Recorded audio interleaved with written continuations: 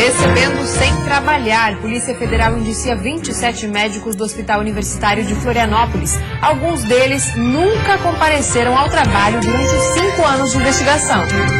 De acordo com o levantamento, o prejuízo aos cofres públicos ultrapassam os 36 milhões de reais. Além disso, a fraude fez aumentar a fila. Santa Catarina, pacote de concessões do governo federal contempla rodovias, portos e o aeroporto de Florianópolis.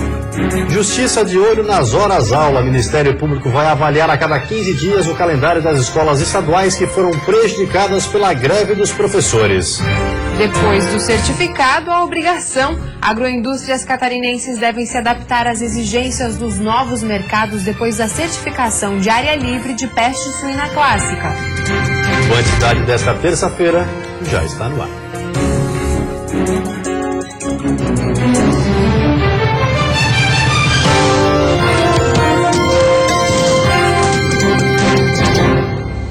Olá, boa noite. Boa noite. Operação Unipresença. A Polícia Federal de Santa Catarina indiciou 27 médicos que atuavam no Hospital Universitário da capital. Eles são acusados de não cumprir a carga horária estabelecida em contrato. Mais de 50 mandados de busca e apreensão foram cumpridos em hospitais públicos e privados, além de consultórios médicos em pelo menos 4 cidades catarinenses. Segundo o relatório das investigações, alguns profissionais nem sequer frequentavam o local de trabalho. Dos 27 médicos investigados, 3 não compareciam ao serviço. 5 apresentaram menos de 15% de frequência. 8 deles, menos de 30%. E 11 comprovaram menos de 40% de frequência. Com isso, o prejuízo médio nos últimos 5 anos pode ultrapassar 36 milhões de reais. A população carente, ela já sofre com a falta de outros recursos, como segurança pública, moradia, etc. Então, essa falta de atendimento básico de saúde não deve ser permitido por nenhuma instituição. E a Polícia Federal não comunga de forma alguma com essa falta de atendimento, com esse desrespeito ao cidadão, não só pelo desrespeito, mas também pela remuneração elevada com que percebe o médico indiciado. Ainda de acordo com o relatório, se somados os atendimentos dos 27 profissionais durante o período de 5 anos, o déficit é superior a 73%. Os médicos indiciados podem responder por abandono de função pública, falsidade ideológica e estelionato contra a União. Eles também devem ressarcir o erário, ou seja, devolver os valores dos dias não trabalhados aos cofres públicos. Além de Florianópolis, os mandados foram cumpridos nas cidades de Itajaí, Criciúma e Tubarão, onde os profissionais residiam ou tinham consultório e atendiam nesses locais ao invés de estarem no hospital universitário. Através de nota, a assessoria de imprensa do Hospital Universitário de Florianópolis afirma que a unidade preza pela transparência e, por isso, já disponibilizou à Polícia Federal todos os documentos solicitados para contribuir com as investigações. A adolescente de 17 anos que morreu no último domingo em Lages não foi abandonada no pronto atendimento da cidade. De acordo com o diretor da unidade, uma ficha foi preenchida por uma das pessoas que acompanharam a jovem até o local. Foi no pronto atendimento de Lages que Jordana Branco, de 17 anos, recebeu atendimento. De acordo com o diretor da unidade, a jovem chegou sem vida no local, acompanhada de 4 pessoas que permaneceram até a chegada da família. Chegaram, preencheram as fichas, né, o atendimento dela, mas no momento que ela chegou, ela já entrou pelo internamento e já foi atendida pela equipe médica. Então, foi sim realizada a ficha, né? E conforme chegou o paciente, já prontamente já foi atendido, né, foi investido no paciente. Infelizmente o paciente já chegou com sinais vitais, sem sinais vitais, né? O caso aconteceu no domingo e a causa da morte ainda não foi identificada. Um laudo do Instituto Geral de Perícias deve sair em 10 dias. Outro exame também foi realizado para saber se a morte da adolescente pode ter sido provocada por alguma substância química. A Polícia Civil vem investigando o caso. Em entrevista à nossa equipe ontem, o delegado afirmou que aguarda o resultado dos exames para prosseguir com as investigações. A partir do laudo, vou ver o que levou à morte, né? Qual é a causa mortis, né? Qual foi o motivo, as circunstâncias do que aconteceu, né? A partir de então, serão ouvidas, as testemunhas, ou eventualmente testemunhas, pessoas que estiveram com ela, enfim. toda a tramitação da investigação. Segundo informações dos amigos da jovem, Jordana teria estado em uma festa no final de semana e passado mal na manhã de domingo. Ela morava em Lages, mas foi enterrada em Campo Belo, de onde era natural.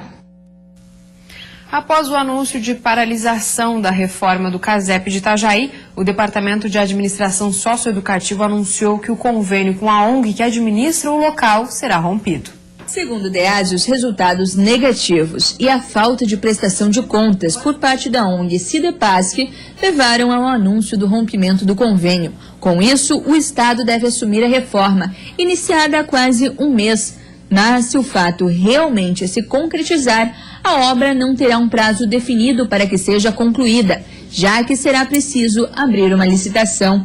A ONG administra o local desde 2013 e recebe cerca de R$90 mil mensais para custear despesas como alimentação e folha de pagamento. Na semana passada, alguns funcionários afirmaram que estão sem receber o pagamento. Outros que foram demitidos após a reforma iniciar ainda não teriam recebido a rescisão.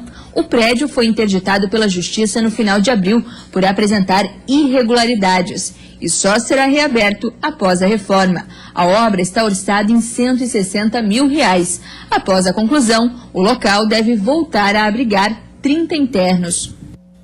E os motoristas de Joinville precisam ficar mais atentos. A partir da próxima semana entra em operação a fiscalização eletrônica e o limite de velocidade vai ser controlado por lombadas e radares. Depois de quase 2 anos, Joinville vai voltar a contar com fiscalização eletrônica fixa no trânsito. 22 equipamentos já estão colocados. Eles começam a funcionar efetivamente a partir da próxima segunda-feira. Os primeiros aparelhos foram instalados em pontos estratégicos, mapeados conforme o índice de acidentes. O critério principal é índice de acidentes, né? Então a gente coleta do Corpo de Bombeiros, de hospital, os acidentes, e a gente elenca os pontos mais críticos. Então vão ter ruas que vão ter mais de um equipamento eletrônico. Nos locais onde os radares foram instalados, a velocidade permitida vai ser de até 60 km por hora. Já nas ruas com lombadas eletrônicas, o limite é menor, 40 km por hora. Equipamentos que controlam o avanço do semáforo também foram instalados. A fiscalização eletrônica está sendo implantada por lotes. Nos próximos meses, mais ruas de Joinville vão contar com os equipamentos. Vão ser 53 até o fim do ano e a previsão é que até setembro do ano que vem, todos os 100 aparelhos contratados já estejam em operação. Uma parte dos radares conta com uma tecnologia que permite o rastreamento de informações do veículo em tempo real. Cerca de 50% dos equipamentos vão ter o equipamento com OCR, vai fazer a leitura da placa, vai poder verificar restrições veiculares, como roubo ou então questões de IPVA atrasado. Novos equipamentos não estão descartados, mas isso vai depender de estudos conforme as alterações no trânsito da cidade. E a seguir, privatização. O pacote de concessões do governo federal anunciado hoje em Brasília contempla rodovias importantes no estado. E ainda na região norte, um trecho da BR-280 foi estadualizado e agora vai ser duplicado.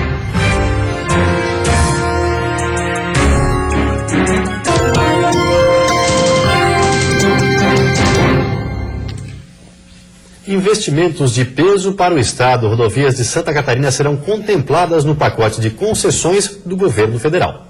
O pacote foi anunciado hoje em Brasília e contempla concessões em todo o país nos modais rodoviário, ferroviário, portuário e aéreo. Entre os trechos contemplados estão rodovias importantes que atravessam Santa Catarina e o Paraná. Para este ano está previsto o leilão das BRs 476, 153, 282 e também BR-480. Os investimentos são de 4,5 bilhões de reais destinados à duplicação destas rodovias. Para o ano que vem, novos leilões estão previstos para o aumento da capacidade nas BRs 470 e 282, passando por São Francisco do Sul, Navegantes e Blumenau.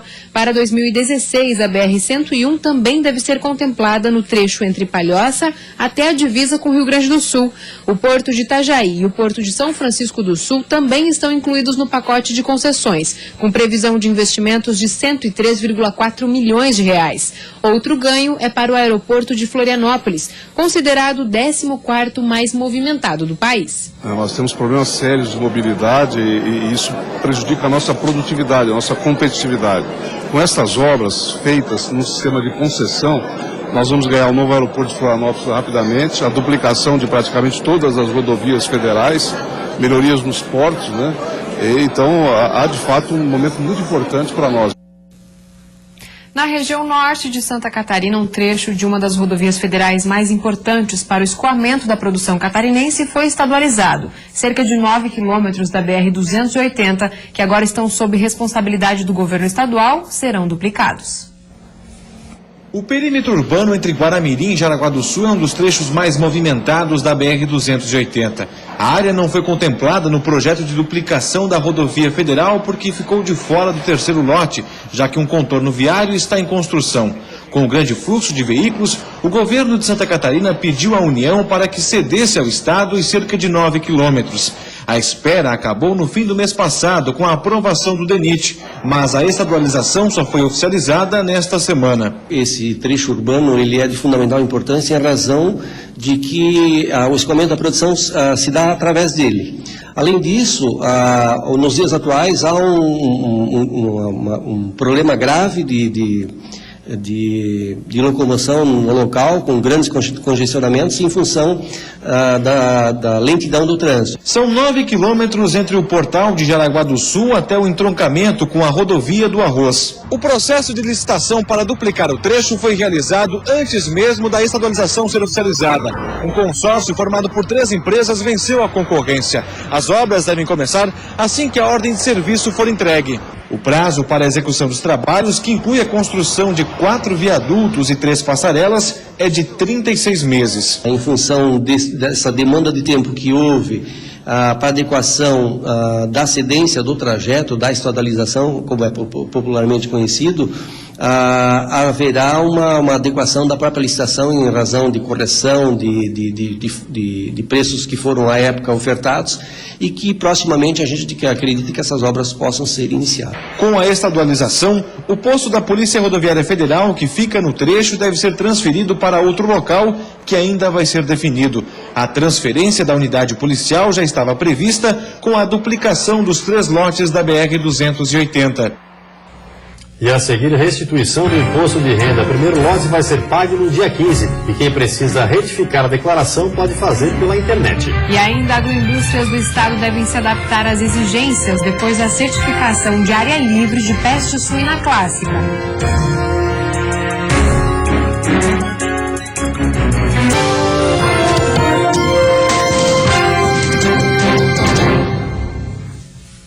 Agroindústrias catarinenses devem se adaptar às exigências dos novos mercados depois da certificação de livre de peste suína clássica. Os catarinenses têm um status sanitário invejável quando se trata de carnes. O estado é livre de febre aftosa sem vacinação desde 2007 e em maio deste ano também conseguiu o certificado de ser livre da peste suína clássica. De acordo com o presidente da Aurora, os preparativos para a venda de carne para outros mercados não deverá mudar muita coisa, porque as plantas frigoríficas e produtores já estavam sendo preparados para mais algumas pequenas exigências que devem ser ajustadas com a abertura de novos mercados. Porque alguns países exigem, claro que com relação à aftosa, que já para nós é fato vencido, mas alguns também gostariam mais de peste suína clássica e outras possíveis, né, doenças, principalmente na região do gado bovino. Para nós é bom, abre mais chance de mercado, porque vende a imagem de sanidade do nosso rebanho brasileiro. Atualmente, toda a produção de carne suína catarinense é rastreada desde o nascimento dos animais, alimentação, bem-estar e vacinas. Essa documentação é acompanhada por um departamento técnico e entregue junto com o abate para o frigorífico. Com isso, os compradores podem conhecer melhor o produto catarinense e ter a certeza que o status sanitário é levado a sério. Segundo Lansnaster, o próximo semestre deverá ser promissor para a suinocultura do estado. Para o produtor, mantendo como está, já é bom. Mas há perspectiva de melhoria no segundo semestre. O estado é o maior produtor e exportador nacional de carne suína. Conta com 10 mil criadores que produzem 850 mil toneladas de carne suína. Com um rebanho de mais de 7 milhões de cabeças, Santa Catarina é responsável por 35% das exportações brasileiras. Em 2014, foram vendidas 159 mil toneladas de carne in natura, somando 548 milhões de dólares. Os principais compradores são Rússia, Hong Kong, Angola, Singapura, Chile, Japão, Uruguai e Argentina, além dos 70 países exportadores. Para o segundo semestre de 2015, Santa Catarina quer abrir novos mercados como México e União Europeia. A quarta-feira vai ter predomínio de sol na maioria das regiões, com possibilidade de chuva isolada no litoral sul à noite. A temperatura se mantém elevada, mínima de 10 graus na Serra e máxima de 32 no sul, Grande Florianópolis e litoral norte do estado. No Planalto Norte, mínima de 11 e máxima de 25 graus. No oeste, mínima de 16 e máxima de 28 graus. O primeiro lote de restituição do imposto de renda vai ser pago no dia 15 deste mês. O contribuinte pode saber se está na lista consultando o site da Receita Federal. E através da internet ainda é possível retificar a declaração. Ao todo, mais de 1.400.000 contribuintes têm direito à restituição neste primeiro lote. A consulta pode ser feita através do site da Receita Federal, pelo número 146 do Receita Fone ou no aplicativo para celulares e tablets. O valor do primeiro lote estará disponível a partir do dia 15 desse mês e totalizará mais de 2 bilhões de reais. Estão incluídas também restituições de declarações dos anos de 2008 a 2014, que estavam na malha fina. De acordo com o delegado da Receita Federal, a prioridade agora é para idosos, pessoas com deficiência e depois os que fizeram primeiro a declaração. Para aquelas pessoas que ainda estão com a conta ativa, ela vai automaticamente o recurso vai ser depositado nessa conta. E o contribuinte até tem que dar uma checada, porque já aconteceu muitas vezes a pessoa dizer, não, eu não recebi, e depois vai verificar no extrato, efetivamente já foi creditado em sua conta. A Receita Federal orienta ainda que pela internet ainda é possível retificar a declaração, evitando notificações. Verificando que há algum erro, um esquecimento, alguma omissão na sua declaração, e por isso ele está em malha, ele poderá corrigir através da retificação. E mesmo aqueles contribuintes que não estejam em malha e verificam que esqueceram de declarar algum bem, qualquer informação que era obrigatória fornecer, ele tem até 5 anos para fazer essa retificação e adequar a informação com a realidade. E a seguir, para acabar com a superlotação de hospitais, Secretaria de Saúde de Chapecó está melhorando os atendimentos dos postos de saúde. E ainda garantindo o ano letivo, com o fim da greve dos professores estaduais, o calendário de reposição de aulas será avaliado pelo Ministério Público a cada 15 dias.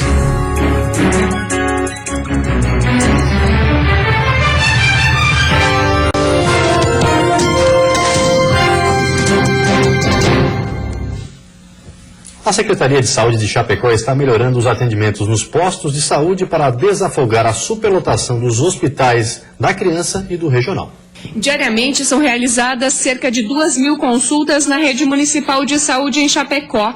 Destas, são 300 na unidade de pronto atendimento, 260 no pronto atendimento do bairro EFAP, 1.200 consultas agendadas e 200 de emergência. Das consultas realizadas no bairro EFAP, 80 pacientes são crianças de até 14 anos. Marlene trouxe Ana Vitória para consultar e está satisfeita com o atendimento próximo de sua casa. Esse dia eu tinha consulta com a enfermeira, não tinha enfermeira, que ela não sei o que aconteceu, eles passaram com o médico. Eu não posso falar nada, ela também sempre foi bem atendida. Marli trouxe o neto de 4 meses para fazer a consulta que estava agendada e ainda conseguiu outra para Davi de 1 ano e 7 meses que está resfriado. Porque daí a gente tem que, depende da lotação, demora mais ainda, né? Então aqui sempre é perto e é bom, né? A gente sempre foi bem atendido aqui.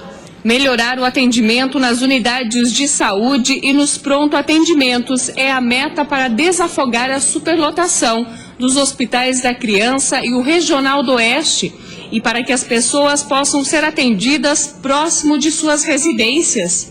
No pronto atendimento, então, além do atendimento, já saem com os exames raio-x, exames laboratoriais, outros exames que forem necessários, e também já sai com a medicação em mãos. Somente no bairro EFAP, que tem cerca de 50 mil habitantes, durante o feriadão foram atendidas 852 pessoas. De acordo com a Secretaria de Saúde, os serviços são variados.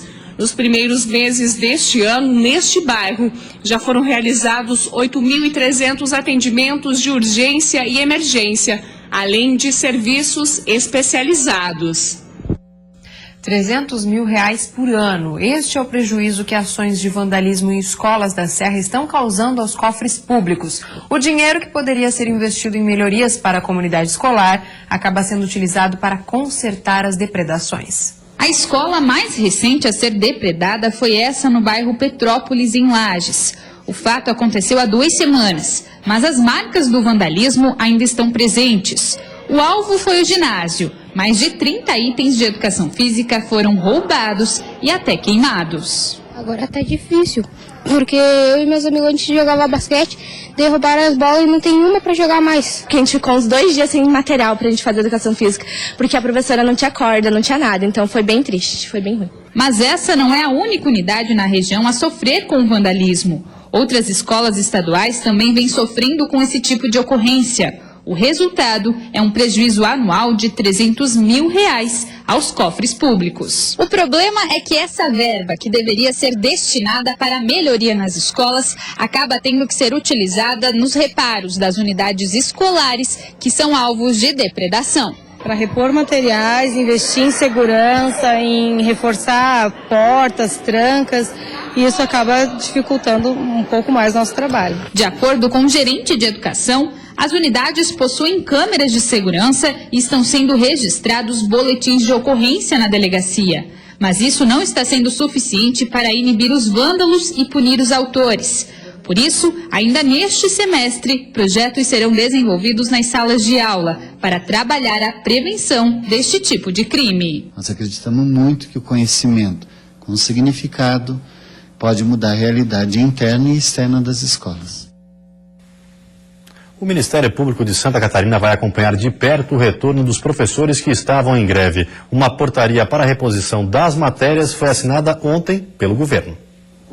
A Promotoria de Educação e Fundações vai acompanhar a cada 15 dias o andamento do calendário de reposição dos conteúdos. A preocupação do Ministério Público Estadual é que os 200 dias letivos e as 800 horas-aula previstas em lei sejam garantidas aos estudantes. Durante a greve, um grupo de pais chegou a reunir 200 assinaturas para recorrer ao MP. Hoje existe um procedimento administrativo na 25ª Promotoria que é o suficiente para fazer este acompanhamento.